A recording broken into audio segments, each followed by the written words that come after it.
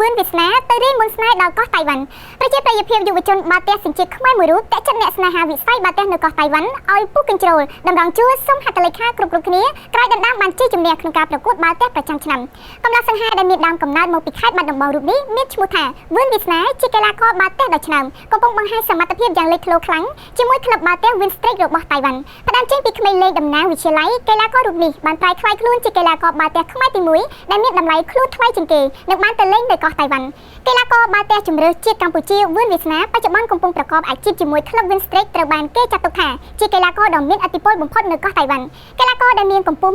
1.98 សង់ទីម៉ែត្ររូបនេះមានឱកាសបានចូលរួមជាមួយក្រុមក្លឹបបាល់ទះ Winstreak តាំងពីចុងឆ្នាំ2023ក្រោយលេចវត្តមានវឿនវាសនានៅក្នុងក្រុមអ្នកគ្រប់គ្រងវិស័យបាល់ទះសង្កេតឃើញថាក្លឹប Winstreak កាន់តែគ្មានគូប្រៀបនិងដណ្ដើមបានជោគជ័យក្នុងការប្រកួតជាច្រើនដោយសារទេពកោសល្យបូករួមនឹងការខិតខំហ្វឹកហាត់ព្រមជាមួយនឹងរូបរាងដ៏ខ្ពស់សង្ហារបស់គេទៅធ្វើឲ្យសន្ទុះនៃការគ្រប់គ្រងពីអ្នកចូលចិត្តវិស័យកីឡាប្រភេទនេះនៅតៃវ៉ាន់ទាំងប្រុសទាំងស្រីកំពុងចាត់ទុករូបគេជា idol សម្រាប់សុំហត្ថលេខាហើយរូបរបស់កីឡាកររូបនេះក៏ត្រូវបានផ្សព្វផ្សាយពេញដងវិថីនានាផងដែរសូមបញ្ជាក់ថាបន្ទាប់ពីចប់ព្រឹត្តិការណ៍កីឡាទ្វីបអាស៊ី Asian Games នៅប្រទេសចិនវឿនវាសនាត្រូវបានជ្រើសរើសឲ្យចូលរួមលេងក្នុងក្លឹប Winstreak ហើយមុនធ្វើដំណើរទៅកាន់តៃវ៉ាន់រូបគេក៏ធ្លាប់មានប្រវត្តិចេញទៅប្រកួតនៅវៀតណាមផងដែរ